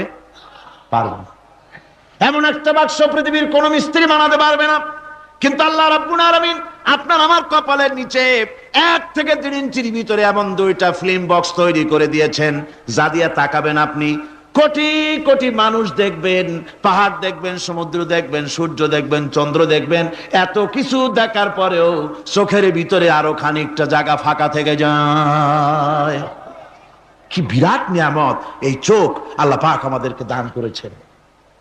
এই চোখকে হেফাজতের জন্য আবার চোখের উপরে সানসেট তুলে দেওয়া আছে। সানসেট ভুরু, আল্লাহ ভুরু লাগায় দিয়েছেন, নিচে একটু হাড় জায়গায় দিয়েছেন, উপরে সানসেট, ভেতরে চোখ, যাতে করে বল এসে লাগলে পরে চোখটা গলে না যায়, আছাড় খেলে পরে চোখটা গলে না যায়, চোখটাকে সেফ সাইডে রেখে দিয়েছেন আল্লাহ পাক সুবহানাহু ওয়া তাআলা। আল্লাহ পাকের কাছে শুকরিয়া তো আদায় করলাম না, আদায় করি। আসুন পড়ি আমরা সবাই, আলহামদুলিল্লাহি রাব্বিল আলামিন। আল্লাহ পাক বলেন, আলাম নাজআল লাহু আইনাইনি ওয়া লিসানান ওয়া শাফাতাইন। জিহ্বা দিলাম আমি তোমাকে, এই জিহ্বার ভিতরে 3000 আস্বাদন স্তর আছে। বিজ্ঞানীরা বলেছেন একটা জিহ্বার মধ্যে 3000 আস্বাদন স্তর আছে। প্রত্যেকটা স্তরের সাথে মস্তিষ্কের সাথে তার লাগানো আছে। জিহ্বায় সব জিনিসের টেস্ট নেবেন, আর তার অনুভূতি, তার স্বাদটা ওখানে টের পাবে মস্তিষ্কের ভেতরে। এই জিহ্বা আল্লাহ পাক দান করে দিলেন মুখের মধ্যে, সুবহানাল্লাহি বিহামদিহি। সব রকমের স্বাদ পান না একরকম? জিলাপির স্বাদ একরকম, রসগোল্লার স্বাদ আর এক রকম, ছানার স্বাদ আর এক রকম, বেলের স্বাদ এক রকম, তালের স্বাদ আর এক রকম, মুরগির স্বাদ এক রকম, খাসির স্বাদ আর এক রকম, লোট্টা ফিশের স্বাদ এক রকম, শুটকির স্বাদ আর এক রকম, কোরাল মাছের স্বাদ আর এক রকম, শাকের স্বাদ আর এক রকম। হাজার হাজার খাদ্য দ্রব্যের স্বাদ এক জিহ্বা দিয়ে আল্লাহ রব্বুল আলামিন নেওয়ার তৌফিক দিলেন। খালাকাল ইনসান, কি সুন্দর করে মানুষ বানালাম। দেখিস না, শুকরিয়া আদায় করিস না, এগুলি দেখবি আর শুকরিয়া আদায় করবি কি সুন্দর করে আমি আল্লাহ তোমাকে সৃষ্টি করেছি। শুধু তাই নয়, আল্লাহ পাক বলেন, ইয়া আইয়ুহাল ইনসানু মা গাররাকা বিরাব্বিকাল কারীম। ও মানুষ, কোন জিনিস তোমাকে ধোঁকায় ফেলে দিল? তোমার মহান প্রভুর ইবাদত থেকে, গোলামি থেকে কোন জিনিস তোমারে ধোঁকায় ফেলে দিল? কেন ধোঁকায় পড়ে গেলে? আল্লাহ রাব্বুল আলামিন তাই বলেন, ইয়া আইয়ুহাল ইনসানু মা গাররাকা বিরাব্বিকাল কারীম। কোন জিনিস তোমাকে ধোঁকায় ফেলে দিল? ওই মহান আল্লাহ রাব্বুল আলামিনের ইবাদত থেকে, গোলামি করা থেকে। কি সুন্দর করে বানালাম। আমার ভাইরা, আমার নিজের জীবনের এক দৃষ্টান্ত আমি প্রায় বলি লোকদেরকে। ছোটবেলায় মাদ্রাসা থেকে বাড়ি ফিরতেছি, তখন গয়নার নৌকা, লঞ্চ নাই, নৌকা। সেই নৌকা বিরাট লম্বা নৌকা, 4-5 জনে দাঁড় বায়, বড় বড় লম্বা লম্বা দাঁড়, ছিপ নৌকা, খুব লম্বা নৌকা। এই নৌকাগুলি প্যাসেঞ্জার বহন করে। স্টেশন আসতে পরে ঢোল পিটায়, মানুষ এসে ওঠে। রাতের বেলায় চলতে হয়, রাতেই এগুলো চলতো বেশি, আজকাল এগুলি আর নাই। সেই নৌকার মাঝখানে থাকতো বাঁশ পোতা, দুই দিকে মানুষ শোবে, নৌকার দুই দিকে মাথা দিয়ে, একদিকে পা দিয়ে শোবে। ছাত্র জীবন, শুয়ে আছি এরকম করে, কিন্তু পা লম্বা করা যায় না, পা লম্বা করলে আর একজনের বুকের উপরে গিয়ে ওঠে। এভাবে করে পা কতক্ষণ গোটো করে রাখা যায়? কিছুক্ষণ পর মনের মধ্যে চিন্তা জাগলো যে আল্লাহ, হাঁটুতে তো ব্যথা করতেছে, এই হাঁটুগুলি যদি নাট বল্টুর মতো মোড়ায় মোড়ায় খোলার সিস্টেম করে দিতে, তাহলে তো এখন কষ্ট হতো না। ঠ্যাংডারে মোড়াইয়া খুলিয়া তারপরে ব্যাগের মধ্যে ভরিয়া বালিশের কাজও হতো, ঠ্যাংও ব্যথা করতো না। ছাত্র হলে যত চিন্তা মাথার মধ্যে আসে, এইসব চিন্তা, কেনুর মধ্যে একটা মুড়ি পেঁয়াজ হলে ভালো হইতো, এইসব চিন্তা করতেছে। চিন্তা করে করে এক ফাঁকে ঘুম এসে গেল। সকালবেলায় নৌকা যখন ফিরেছে স্টেশনে, ঘুম ভেঙে গেল যাত্রীদের চিৎকারে। একজন বলছে আমার মানি ব্যাগ চুরি হয়েছে, আর একজন বললো আমার হ্যান্ড ব্যাগ গেছে, আর একজন বলছে আমার ব্রিফ কেস গেছে, চোরে নিয়ে গেছে। ওরা তো যার যার হারানো জিনিস নিয়ে ব্যস্ত। আমি তখন তওবা করতেছি যে আল্লাহ, আমার বুদ্ধিমতো যে বুদ্ধি রাত্রে করলাম, এই বুদ্ধিমতো যদি মানুষের হাতে এবং কেনুতে থাকতো নাট বল্টুর মতো করে মুড়ি পেঁয়াজ দেওয়া, আর ওইগুলি যদি থাকতো ব্রিফকেসের মধ্যে, হ্যান্ড ব্যাগের মধ্যে, তাহলে তো সকালবেলায় শুনতাম কেউ বলতো যে আল্লাহ আমার তো ঠ্যাং চুরি হয়ে গেছে, কেউ বলতো আমার তো হাত চুরি হয়ে গেছে। আল্লাহ আল্লাহ আল্লাহ আল্লাহ, আল্লাহু আকবার। আল্লাহ সুবহানাহু ওয়া তাআলা কি সুন্দর করে তৈরি করেছেন। এত হাল তারা মিন ফুতুর, আমার সৃষ্টি নৈপুণ্যতার ভেতরে কোনো ভুল দেখতে পাও? কোনো ভুল পাবে না। আমার সৃষ্টি নৈপুণ্যতার ভেতরে কোনো ভুল নাই। সুবহানাল্লাহি বিহামদিহি, সুবহানাল্লাহি বিহামদিহি। এত সুন্দর করে আল্লাহ সুবহানাহু ওয়া তাআলা মানুষ সৃষ্টি করলেন। খালাকাল ইনসান আল্লামাহুল বায়ান। তিনি মানুষকে কথা বলা শিখিয়েছেন, তিনি মানুষকে সৃষ্টি করেছেন এত সুন্দর করে, চামড়া দিয়ে, সুন্দর করে চোখ দিয়ে, চুল দিয়ে, মুখ দিয়ে, কি সুন্দর করে বানিয়েছেন। সুবহানাল্লাহ। দেখুন, পায়ের তালুর চামড়া একরকম, তলার চামড়া আর এক রকম, বুকের চামড়া একরকম, পিঠের চামড়া আর এক রকম, ঠিক কিনা কর? পায়ের উপরের যে চামড়া, ওই চামড়াটা যদি পায়ের তলায় হতো, 2 দিনও হাঁটা যেত না, প্রতি সপ্তাহে 3 বার করে হাফসুল করা লাগতো। কোন ঠিক কিনা? আল্লাহ সুবহানাহু ওয়া তাআলা যেখানে যেটা দরকার তাই দিয়েছেন। আর ওরা বলে কি, কয় যে আল্লাহ নাই, দেয়ার ইজ নো গড। ছাগল কোথাকার। গ্যাগারিন বলেছেন, ইউরি গ্যাগারিন প্রথম মহাশূন্যচারী, মহাশূন্য পরিভ্রমণ করে এসে বললেন যে মহাশূন্যের লক্ষ লক্ষ মাইল পরিভ্রমণ করে এলাম। মহাশূন্যে হিন্দুরা যাকে ভগবান বলে, খ্রিস্টান যাকে গড বলে, মুসলমানেরা যারা আল্লাহ বলে এই লক্ষ লক্ষ মাইলের কোন জায়গায় অস্তিত্ব দেখলাম না। কিসের আল্লাহ, কিসের গড? নাউযুবিল্লাহি মিন যালিক। কত বড় ছাগল! তুমি দেখো আল্লাহ রে, তুমি তো নিজের শরীরই নিজে দেখো না। আমরা কি আমাদের নিজের শরীরটা দেখি? আয়নার সাহায্য ছাড়া কাঁধটা কেমন, হিপটা কেমন, ব্যাকটা কেমন, পেছনের উরুটা দেখতে কেমন, আজ পর্যন্ত আয়নার সাহায্য ছাড়া দেখতে পারি নাই। নিজের শরীরটাই দেখতে পারি নাই, আর এই শরীরের স্রষ্টাকে দেখতে চাই। সাহস তো কম না পাগলের। আল্লাহ সুবহানাহু ওয়া তাআলা তিনি মানুষকে সৃষ্টি করেছেন, কত সুন্দর করে তিনি বানিয়েছেন। একবার লক্ষ্য করে দেখো, শুকরিয়া আসবে আল্লাহর দরবারে, মাথা নত হয়ে আসবে। কি সুন্দর করে আল্লাহ পাক বানিয়েছেন। মানুষের শরীরে কিডনি লাগবে দুটি, কিডনি লাগবে একটা। কিডনি কি? কিডনি হচ্ছে আপনার পেশাবকে ছেঁকে বের করে দেয়, একটা দারুণ জিনিস আপনার শরীরের জন্য। কিডনি যদি ইনঅ্যাক্টিভ হয়ে যায়, হাত পায়ে পানি এসে হাত পা ফুলে আপনি মৃত্যুর দিকে এগোতে থাকবেন। এই কিডনি, এই ছাকনি মাত্র একটা হলে চলে, কিন্তু আল্লাহ পাক ছাকনি এই কিডনি দিয়েছেন দুটো। কটা দিলেন? দুটো। একটা যদি কখনো ডিসঅর্ডার হয়ে যায়, আর একটা দিয়ে যেন আমার বান্দা কাজ চালায় নিতে পারে। সুবহানাল্লাহ বিহামদিহি, সুবহানাল্লাহ। চোখ তো একটা হলেও হয়, কিন্তু আল্লাহ চোখ দিলেন দুটো। কটা দিয়েছেন? দুটো চোখ দিয়েছেন, দুটো কান দিয়েছেন। আমি অবাক হয়ে গিয়েছি যখন আমার ছেলের চিকিৎসা চলতেছিল সিঙ্গাপুর মাউন্ট এলিজাবেথ হসপিটালে। 4টা অপারেশন হয়েছে। আমার ছেলে কারিবুল মত, একেবারে মৃত্যুর দুয়ারে চলে গিয়েছিল। 7টি অপারেশন, 40 ব্যাগ রক্ত লেগেছে। 2.5 ফিট তার ইন্টেস্টাইন কেটে ফেলেছে, 2.5 ফিট খাদ্যনালী কেটে ফেলে দিয়েছে। আমি ডাক্তারকে জিজ্ঞেস করলাম, সার্জনকে, 2.5 ফিট তার খাদ্যনালী তুমি কেটে ফেললে, তা আমার এই ছেলে খেয়ে হজম করবে কি করে? তার খাওয়াটায় প্রবলেম হবে না? ডাক্তার আমাকে যা বলল, শোনা মাত্র আমার চোখে পানি এসে গেল। ডাক্তার বলল, তুমি জানো না, আমি তো মাত্র 2.5 ফিট কেটেছি। তোমার স্রষ্টা, এই পৃথিবীর স্রষ্টা মানুষ যিনি সৃষ্টি করেছেন, প্রত্যেক মানুষের পেটের ভিতরে এই খাদ্য নালীকে রব্বুল আলামিন 22 ফিট লম্বা করেছেন। 22 ফিট লম্বা আছে এটা। আমি তো মাত্র 2.5 ফিট কেটেছি। কোন প্রয়োজনে যদি কাটতে কাটতে আরো কাটা হয়, 10 ফিটও কাটা হয়, কষ্ট হবে না। সুবহানাল্লাহ বিহামদিহি। তার শ্বাস নেওয়ার জন্য, প্রশ্বাস নেওয়ার জন্য কি ব্যবস্থা আল্লাহ পাক করেছেন। হার্ট, মানুষের হার্ট বিট হচ্ছে, এটাকে হার্ট বিট যেটা হয়, সংকোচন সম্প্রসারণ। এই যে মানুষ, ডাক্তাররা বলে রোগী হার্ট অ্যাটাক করেছে, হার্ট অ্যাটাক করেছে। হার্ট অ্যাটাক করলো, অ্যাটাকটা কি? অ্যাটাকটা হচ্ছে সংকোচন সম্প্রসারণ, সংকোচন সম্প্রসারণ, এরকম হচ্ছে। ফট করে এটা অ্যাটাক করলো, আর যদি ছেড়ে না দেয়, এটাই অ্যাটাক করা, এটাই তার জীবনটা শেষ হয়ে যাওয়া।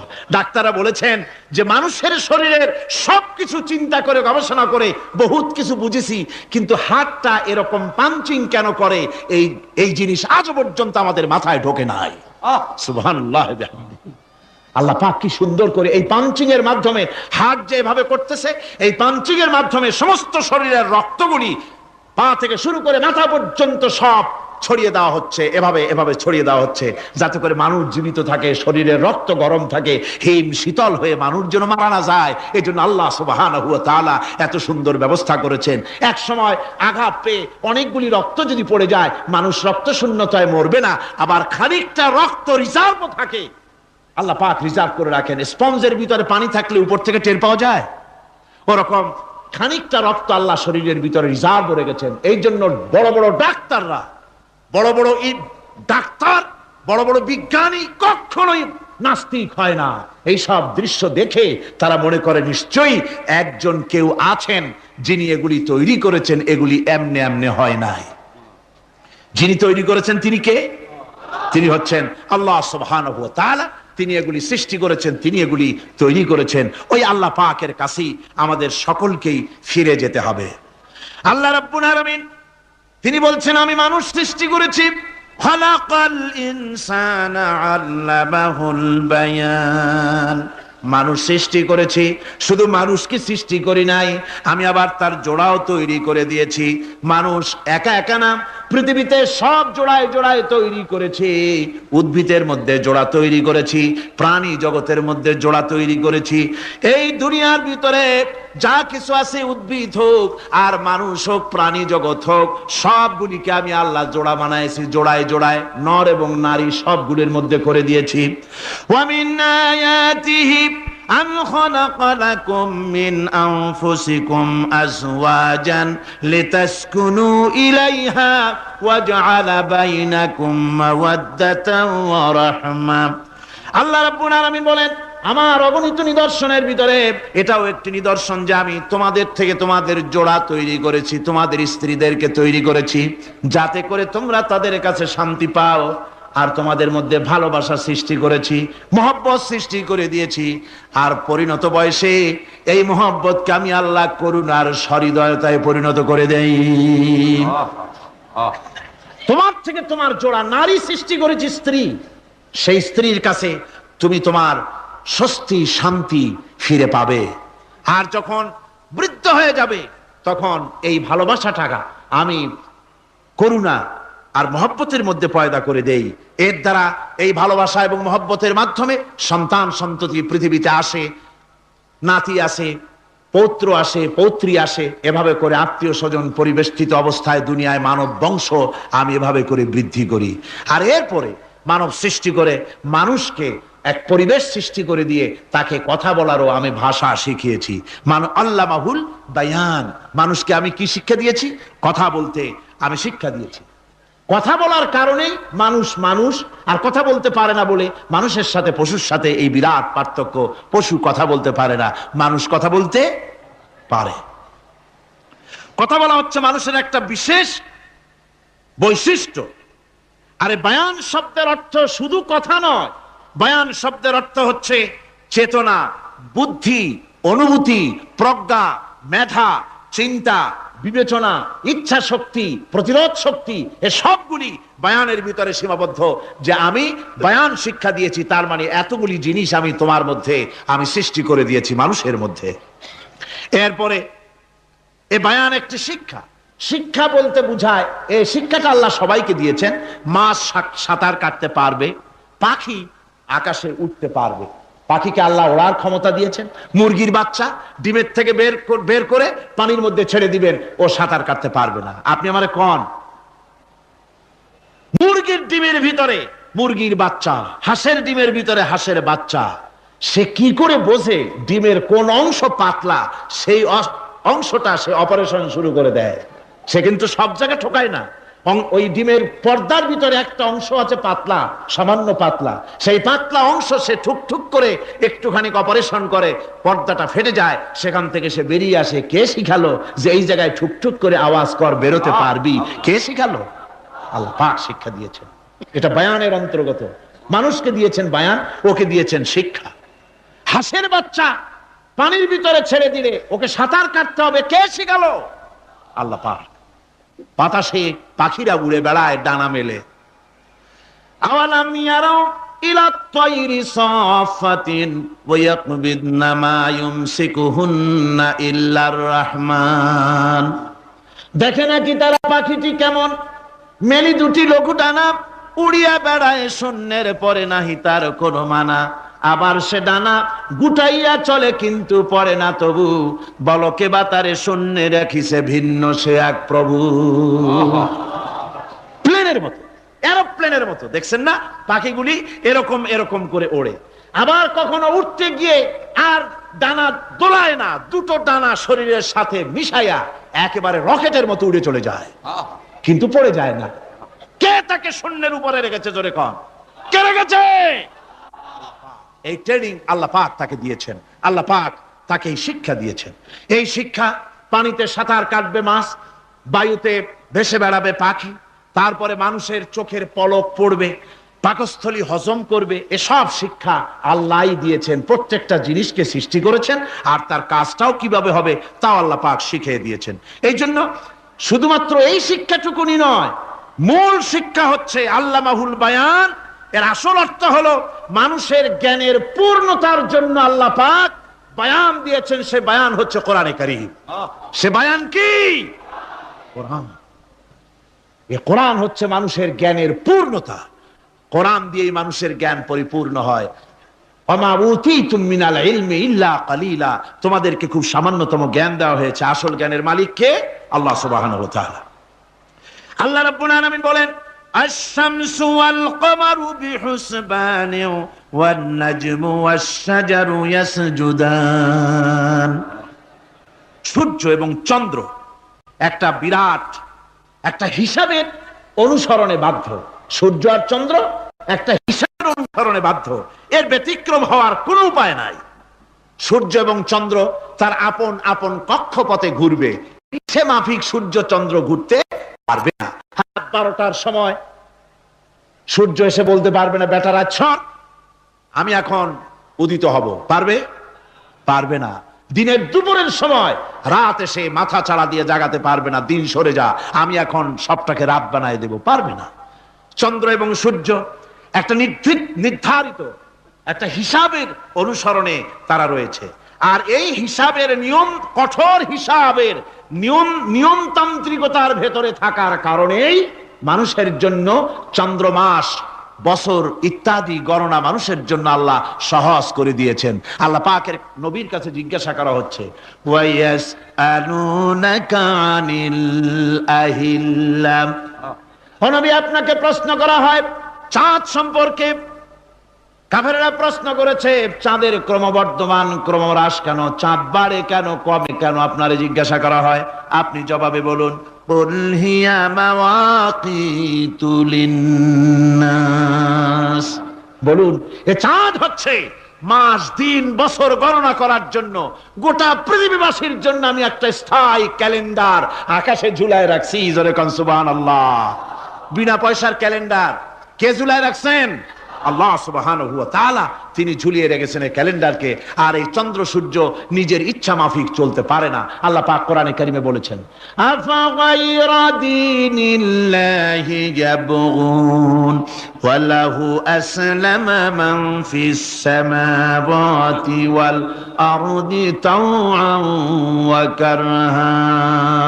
তোমরা কি আমার দেওয়া জীবন ব্যবস্থা ছেড়ে দিয়ে মানুষের তৈরি করা, অন্যের তৈরি করা মতবাদ গ্রহণ করতে চাও? ওয়ালাহু আসলামা মান ফিস সামাওয়াতি ওয়াল আরদ। অথচ আকাশে যা কিছু আছে, জমিনে যা কিছু আছে, সব আমার কি করছে? আমার হুকুম মেনে, আমার আনুগত্য করে তারা চলছে। আনুগত্যের সামনে মস্তক অবনত করে দিয়েছে। তাই তো আমরা দেখতে পাই তাল গাছে কোনোদিন বেল হয় না। হয়? চট্টগ্রামে হয় বোধহয়। তাল গাছে বেল হয়, নারকেল গাছে আম হয়, নিম গাছে লিচু হয়? হয় না। আল্লাহর সুন্নতের ভিতরে কোনো পরিবর্তন পাওয়া যাবে না। দেখুন, বঙ্গোপসাগরের পানি মিষ্টি না নোনা? সবাই বলুন, মিষ্টি না নোনা? বঙ্গোপসাগরের নোনা পানি জোয়ারের টানে এই বঙ্গোপসাগরের নোনা পানিগুলি পদ্মা, মেঘনা, যমুনার ভিতরে প্রবেশ করে মিষ্টি পানির ভিতরে। আবার ভাটির টানে পদ্মা, মেঘনা, যমুনার পানিগুলি, মিষ্টি পানিগুলি নোনা পানির মধ্যে গিয়া ঢোকে। মাঝখানে কোনো পার্টিশন নাই। নোনা পানি মিষ্টি পানির এলাকাকে নোনা বানাতে পারে না, আবার মিষ্টি পানিগুলি গিয়া নোনা পানিগুলিরে মিষ্টি বানাইতে পারে না। কার হুকুম পালন করে? কার হুকুম? والنجم والشجر يسجدان والسماء رفعها ووضع الميزان। তারকা, বৃক্ষরাজি সব সেজদায় রত। তারাই সেজদা দেয় কারে? কারে সেজদা দেয়? চাঁদ সেজদা করে কাকে? সূর্য করে কাকে? গাছপালা করে কারে? আল্লাহ পাককে সেজদা করে সবাই। সমস্ত সৃষ্টি জগতের কাজ হলো তিনটা। সৃষ্টি জগতের কাজ কয়টা? তিনটি কাজ। একটা কাজ হচ্ছে সৃষ্টি জগৎ মহান আল্লাহর উদ্দেশ্যে সিজদা করবে, তার হামদ করবে, তার তাসবিহ করবে। তিনটা কাজ। সিজদা করবে, হামদ করবে, তাসবিহ করবে। এই তিনটা কাজ হচ্ছে সৃষ্টি জগতের। গোটা পৃথিবীর সবকিছু আল্লাহ পাককে সিজদা করছে।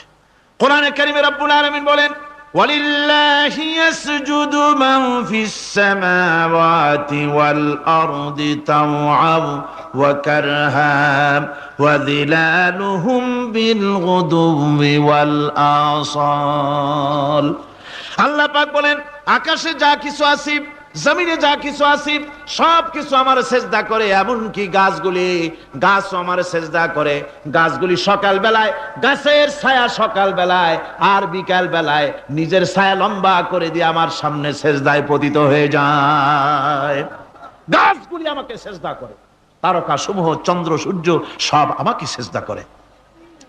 ওয়ালিল্লাহি ইয়াসজুদু মা ফিস সামাওয়াতি ওয়া মা ফিল আরদ মিন দাব্বাতিন ওয়াল মালাইকাতু ওয়া হুম লা ইস্তাকবিরুন।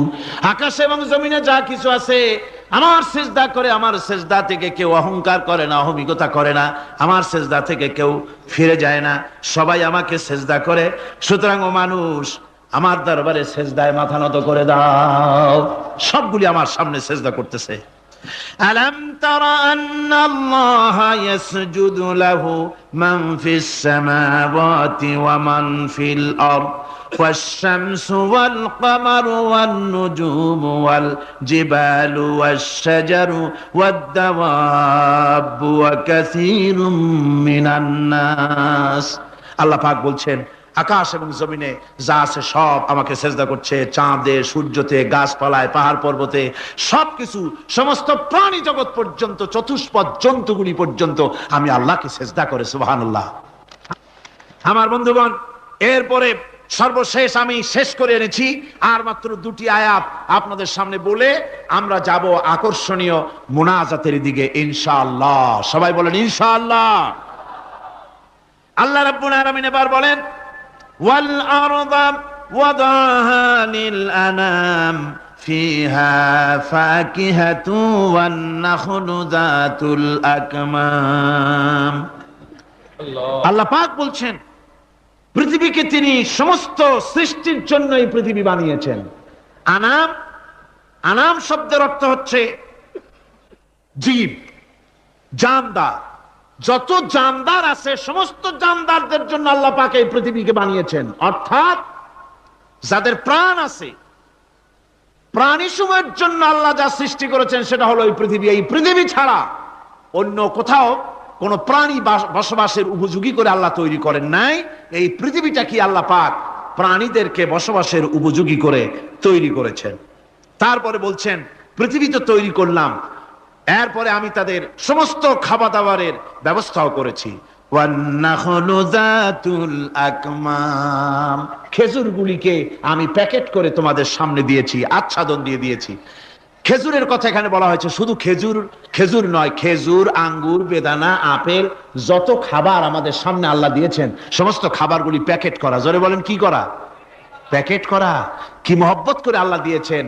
কলা বলেন, তাল বলেন, বেল বলেন, সব খাবারগুলিকে আল্লাহ পাক প্যাকেট করে মানুষের সামনে হাজির করেছেন। কারণ ওয়ালাকাদ কাররামনা বানি আদমা, যেহেতু আদম সন্তানকে আমি সম্মানিত করেছি, তাই আদম সন্তানের সামনে, ভদ্র সম্মানিত মেহমানের সামনে যত খাবার দিলাম সব খাবারগুলিকে আমি গুছিয়ে সুন্দর করে সাজিয়ে আমি কভার করে তোমার সামনে পেশ করেছি। ওয়াল হাব্বুজুল আসফি ওয়ার রাইহান, এরপরে দানা দিয়েছি, ভুসি দিয়েছি। দানা হচ্ছে মানুষের খাবার, ভুসি হচ্ছে পশুর খাবার। এই মানুষের খাবার, পশুর খাবার সবকিছু আমি পরিবেশন করেছি। এরপর আল্লাহ বলছেন, ফাবিআইয়ি আলা'i রাব্বিকুমা তুকাযযিবান। পড়েন, ফাবিআইয়ি আলা'i রাব্বিকুমা তুকাযযিবান। আল্লাহ পাক বলছেন, কোন নিয়ামতকে, তোমার প্রভুর কোন নিয়ামতকে অস্বীকার করতে পারো? আল্লাহর কোন নিয়ামতকে অস্বীকার করতে পারবে না। এভাবে হাজারো নিয়ামত দিয়ে আমি তোমাদেরকে সমৃদ্ধ করেছি। সূরা আর রহমান একেবারে শেষ পর্যন্ত আল্লাহর এই সমস্ত নিয়ামত দিয়ে ভরা, নিয়ামতের কথা দিয়ে, রহমতের কথা দিয়ে ভরা। জোরে কোন সুবহানাল্লাহ বিহামদিহি। এই কোরআন, যে কোরআন আল্লাহ আমাদের শিক্ষা দিলেন, এই কোরআন অনুযায়ী দয়া করে যে কোরআন দিলেন, যাতে অর্থনীতি আছে, সমাজনীতি আছে, রাজনীতি আছে, যাতে মানুষের পারিবারিক জীবন আছে, সবকিছু যে কোরআনে আছে, এই কোরআন দিয়ে রাসূলুল্লাহ একটা সমাজ তৈরি করেছিলেন যেখানে চুরি ছিল না, ডাকাতি ছিল না, জেনা ব্যভিচার ছিল না। ওরকম একটি সমাজ বাংলাদেশে প্রতিষ্ঠিত হোক, এটা কি আপনারা চান? কারা কারা চান? দেখতে চাই।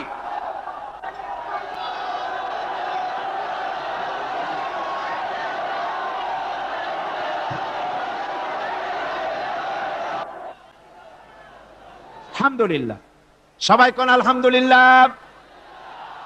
আদব রক্ষা করুন, আদব রক্ষা করুন, তাড়াতাড়ি বসুন, তাড়াতাড়ি। আলহামদুলিল্লাহ। আমি বুঝছি ওই এক বুড়ি আছাড় খেয়ে পড়ে গেছিল, বললো যে পড়লাম যখন তিনি একটু পান খায়নি, মানে স্লোগানের সুযোগ যখন পাইলাম একটু দাঁড়ায় কোমরটা সোজা করে নি। মন্দ না, ভালোই করেছেন। তবে এখন মোনাজাত হতে যাচ্ছে। কি হতে যাচ্ছে? 5 দিনের তাফসীরুল কোরআন মাহফিলের মোনাজাত। খবরদার মাহরুম হবেন না কেউ, আশাটাই ব্যর্থ হয়ে যাবে। আদ-দুআউ মাখুল ইবাদা, ইবাদতের মগজ কি? জোরে কোন কি? এরপর আর কাউকে হাঁটতে দিবেন না। সব যার যার জায়গায় বসে পড়ুন, যার যার জায়গায় বসে পড়ুন। মুনাজাতে শরীক হওয়ার জন্য প্রস্তুতি গ্রহণ করুন।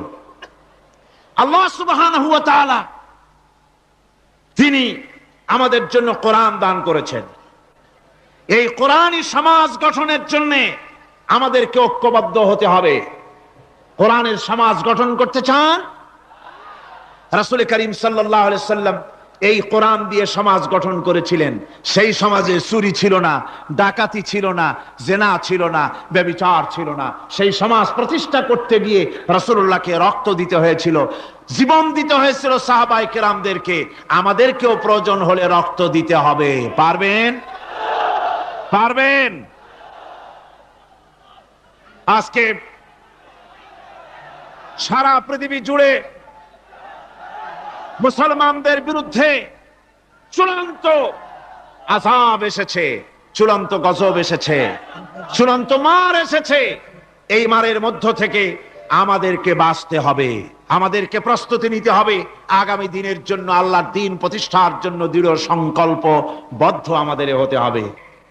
যেসব নারী, বৃদ্ধ, বৃদ্ধা, শিশু চিৎকার বেড়ে আমার কাছে বলতেছে, রব্বুল আলামিন মেহেরবানি করে এই জালিম জনপদ থেকে আমাদের বাঁচাও, তোমার পক্ষ থেকে আমাদের জন্য সাহায্যকারী পাঠাও। এই বলে যখন বসনিয়ার মুসলমানেরা কান্দে, যাদের টাকা আছে, পয়সা আছে, ওদের সাহায্য করতে যারা এগিয়ে এলো না, কিয়ামতের দিন আল্লাহর দরবারে অবশ্যই আসামি হওয়া লাগবে, কোনো সন্দেহ নাই। আজ আরাকান আমাদের বাড়ির কাছে, বার্মা, সেখান থেকে আমার কাছে লেখা হয়েছে। তারা লিখছে, সামরিক জান্তার সম্মিলিত সামরিক বাহিনী নতুন ভাবে চরম নির্যাতন শুরু করেছে।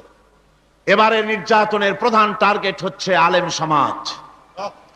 এ বাহিনী দীর্ঘদিন ধরে মুসলিম নারীদের জন্য শরীয়তের দৃষ্টিতে পর্দা আবশ্যক নয় মর্মে আলেমদের কাছ থেকে ফতোয়া আদায়ের জন্য চেষ্টা করে। ব্যর্থ হয়ে বর্তমানে আলেমদেরকে পাইকারি হারে গ্রেফতার করে ব্যারাকে নিয়ে গিয়ে অমানুষিক নির্যাতন চালাচ্ছে। আলেমদের পুড়িয়ে দাড়ি মুন্ডিয়ে দিচ্ছে। আরাকানের গ্রান্ড মুফতি মাওলানা নুরুল হক সাহেবকে অনেক নির্যাতনের পর উপরোক্ত ফতোয়া আদায় করতে না পেরে নির্মম ভাবে তাকে হত্যা করেছে। প্রতি মুসলিম পাড়া থেকে 20-30 জন করে মুসলিম যুবতী সামরিক বাহিনীর ব্যারাকে সরবরাহ করার জন্য নির্দেশ দেওয়া হয়েছে। অনেক যুবতীদের ইতিমধ্যে ব্যারাকে নিয়ে গিয়ে সামরিক নির্যাতন চালিয়ে তাদেরকে হত্যা করা হয়েছে।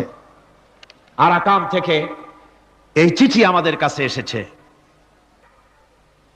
কাশ্মীরের উপরে ভারত যে অত্যাচার করতেছে, কাশ্মীরের ব্যাপারে আমরা আগের থেকে আমাদের মত ব্যক্ত করে এসেছি। আমরা কাশ্মীরি জনগণের সপক্ষে। কাশ্মীরি মুসলমানেরা বছরের পর বছর ধরে আত্মনিয়ন্ত্রণাধিকারের প্রশ্নে তারা এক পায়ে দাঁড়িয়ে আছে। তাদেরকে রেফারেন্ডাম দেওয়া হোক, কাশ্মীরিরাই তাদের ভাগ্য নিজেরাই নিয়ন্ত্রিত করুক, এটাই ছিল জাতিসংঘের কথা, এটাই ছিল বিশ্ব বিবেকের কথা। কিন্তু ভারতের জালিম সরকার মুশরিক সরকার, কাফের সরকার ভারত কাশ্মীরের মুসলমানদেরকে নির্বিবাদে হত্যা করছে। আমি আশ্চর্য হয়ে যাই যখন দেখি বাংলাদেশের কোন কোন পত্রিকায় কাশ্মীরি জনগণকে লেখে বিচ্ছিন্নতাবাদী। এরা নির্লজ্জভাবে ভারতের পা চেটে নিজেদের জীবিকা নির্বাহ করে।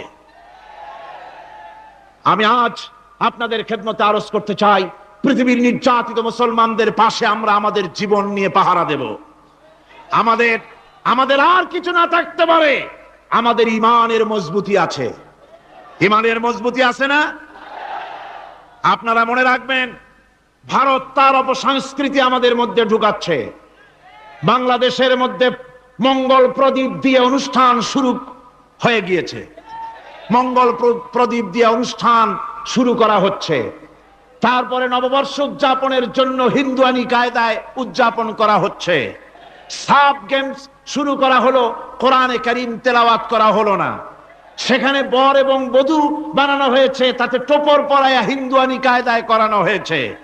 বাংলাদেশের কলেজ ইউনিভার্সিটির সামনে মূর্তি বসানো হতেছে। সুতরাং অপসংস্কৃতি দিয়ে ভারত বাংলাদেশের উপর তার আধিপত্য বিস্তার করতেছে। এ ব্যাপারে মুসলমানদের ঐক্য চাই।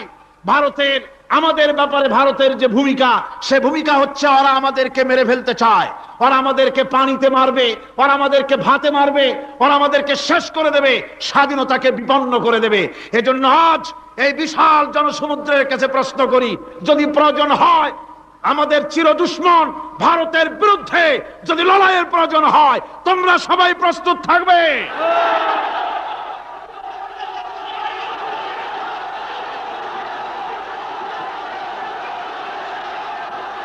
আরেকটি কাজ হচ্ছে ঐক্যবদ্ধ হওয়া।